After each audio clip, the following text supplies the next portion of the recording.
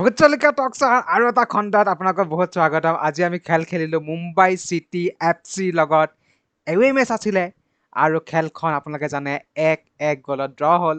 খেলখন আমি কেনেকৈ খেলিলোঁ, ফাৰ্ষ্ট হাফ আৰু ছেকেণ্ড হাফৰ কণ্ট্ৰাষ্টিং ডিফাৰেঞ্চ, বহুত ইম্পৰ্টেণ্ট পইণ্ট কিছুমান আছে, কিছুমান পইণ্ট ডিছকাছ কৰিবলগীয়া আছে। মোৰ লগত আজি আছে মিন্ময়, আৰু আহক আমি ডিছকাছ কৰোঁ আজি ভোটজলিকা টক্স। The first challenge goes for a shot.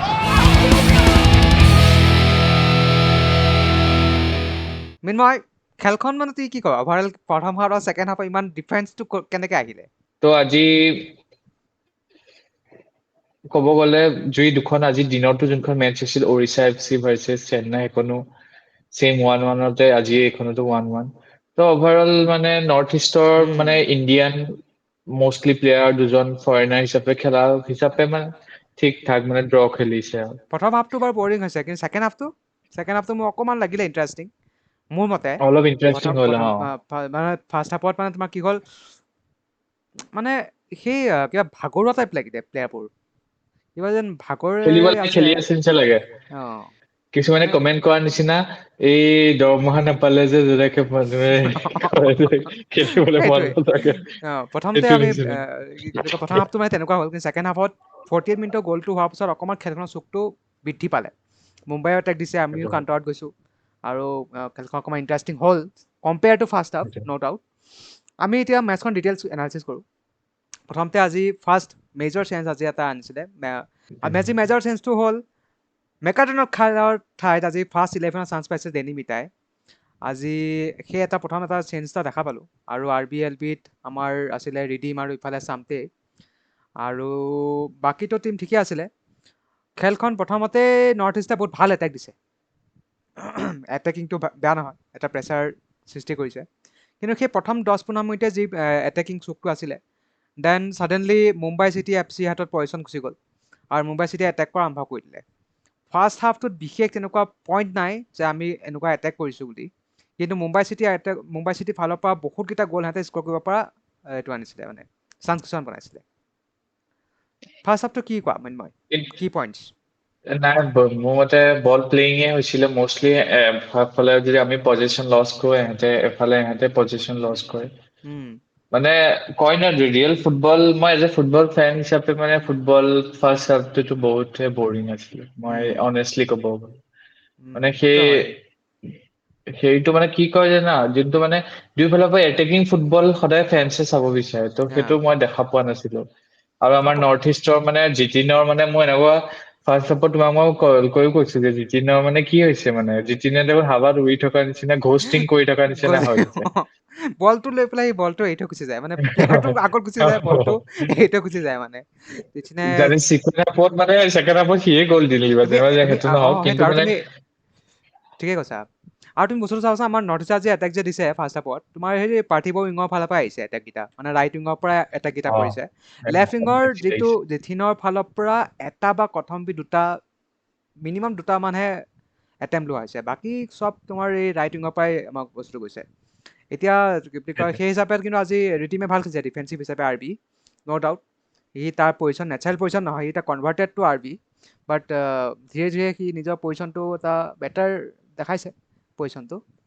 আৰু ফাৰ্ষ্ট হাফত ইমানেই আছিলে, বহুত খেলখন ইমানো ইণ্টাৰেষ্টিং পইণ্ট নাই যে আমি ডিছকাছ কৰিম।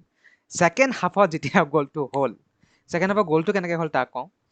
গ'লটো আমাৰ ডেলিভাৰ কৰিছে এণ্ডি ৰড্ৰিগুৱেজে যিটো বল ডেলিভাৰ কৰিছে, প্ৰথম ডেলিভাৰী যিটো এইটো কি বুলি কয় ছেট পিছত, আৰু সেইটো তোমাৰ আমাৰ লাকি বয় লালিঞ্জনা লালবিয়ানকা তাৰ গাত লাগি পেলাই বলটো ডিফ্লেক্ট মাৰিলে, আৰু জেঠিনৰ একদম ভৰিতে পৰিলে, আৰু জেঠিনে অন টাৰ্গেট শ্বট মাৰিছে, একদম পুৰা পাৱাৰফুল শ্বট মাৰিছে, আৰু ডিফ্লেক্ট হৈ পেলাই এইটো গ'ল হৈছে।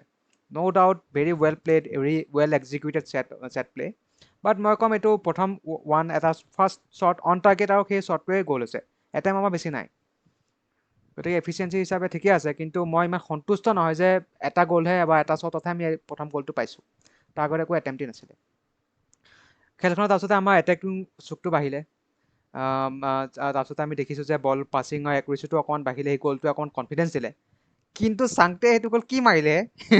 সেইটো মানে পেৰেৰা দিয়া যে বলটো মাৰি পঠিয়ালে, কিন্তু গুৰপ্ৰীতে ছেভ কৰিছিলে কিন্তু বলটো গৈ পেলাই এনেও গৈ আছিল গ'ললৈ গৈ আছিলে কিন্তু মানে চামটিও আহি আছে আৰু ডিফেণ্ডাৰো আহি আছে তো এইটো সোমাই গ'ল আৰু সেইটোৱে সেইটো আৰু লাকি গ'ল বুলিয়ে ক'ম আৰু ইমান বিশেষ তেনেকুৱা ফাটাফাটি গ'ল বা ভাল গ'ল নহয় আজি মেটচখন এনেকুৱা কেঅটিক টাইপ আছিল মানে একো বিউটি নাই মেটচখনৰ কিবা মানে কোনো মানে হেৰি নাই পেটাৰ্ণ নাছিল মানে কোনো মানে পেটাৰ্ণ তুমি সেইটো এটা কয় ন এটা পিন ৰিডম পইণ্ট থাকিব লাগে না দুইটা টিমৰে ৰিডম নাছিলে এই এনেই কমেণ্টেটৰ কৈ খেলিছে আছে নিচিনা লাগিছে একদম আৰু কমেণ্টেটৰ কেইটা কৈ আছে নহয় কমেণ্টেটৰ কৈ আছে কি পিন বল খেলা নিচিনা খেলি আছে বল এই যে আমাৰ এই যে কিবা ভিডিঅ' গেম থাকে যে পিন বল ঠেংকে মাৰে বলটো ওপৰত যায় গুচি আহে সেইটো সেই তেনেকুৱা টাইপ খেলখন তেনেকুৱা মানে সেইটো একো ৰেণ্ডমাইজ হৈছে বহুত ৰেণ্ডমাইজ কেঅটিক হৈ গেম গৈছে প্লে কেঅটিক হৈছে গেম মানে কোনো গেম প্লেন নথকা নিচিনা লাগিছিলে দুইটা টিমৰ আৰু তুমি যদি চোৱা মানে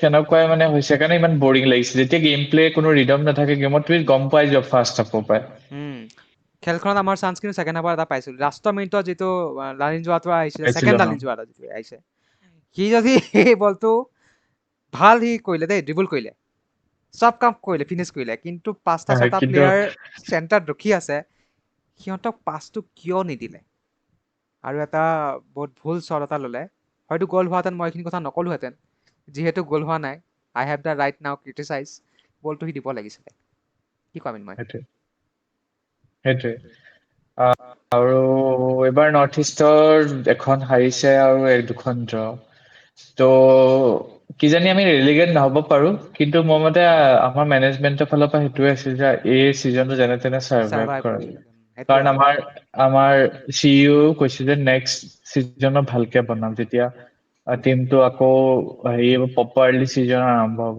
য়েছ এইবাৰ 13 মেটচত লাষ্টত যোনে জিকিব আগৰ নিচিনা প্লে অফো নাথাকে যোনে যাৰ চবতকে বেছি পইণ্ট থাকিব সিয়ে লিগ উইনাৰ কাৰেক্ট ISL ত' আগৰ নিচিনা সেই কম্পিটিটিভনেছটো নাই ত' মানে সেইটোৱে আৰু মানে কিন্তু ইয়াত মানে ৰেলিগেশ্যনটোৰ বহুত কাৰণে কিন্তু ফেক্টৰ অকণমান আহিল কম্পিটিটিভনেছটো আহিছে সেইটোও নোহোৱা নহয় ৰেলিগেশ্যনৰ ভয়ত টিমবোৰে অকণমান এতিয়া এগ্ৰেছিভো খেলিছে ইমান তোমাৰ কনজাৰ্ভেটিভো খেলা নাই কিন্তু তথাপিও কিন্তু মেটচবোৰৰ আমি ৰিজাল্টবোৰ ড্ৰয়ে পাই আছো বিশেষকৈ 1-1 2-2 তেনেকুৱা টাইপৰ অ আৰু আজি খেলখন বিশেষ মানে আৰু পইণ্ট অ নাই ডিছকাছ কৰিব ঠিক আছে মেটচখন তেনেকুৱাই হৈছে আমি যে ড্ৰ কৰিলো এৱে গৈ পেলাই বহুত ভাল কথা আচলতে কাৰণ আমাৰ হোম মেটচখন যেতিয়া আহিব আমি জিকিম তেতিয়া আমি পইণ্টছ কেইটামান পাম this is not a bad result but this is either not a very worst result also এইটো ভাল ঠিক আছে ভেৰি গুড চলি যায় ৰিজাল্ট দিয়া কেতিয়াবা চলি যায় তাকে কয় আজিৰ পত্ৰিকা টক্সৰ মঞ্চৰ পৰা মই দেৱাংগ আৰু মৃন্ময় আপোনালোকক বিদায় মাগিছোঁ আৰু নেক্সট মেটচত আপোনালোকক লগ পাম তেতিয়ালৈকে চাই থাকক পত্ৰিকা টক্স আৰু আমি ব্লগ এটা দিছোঁ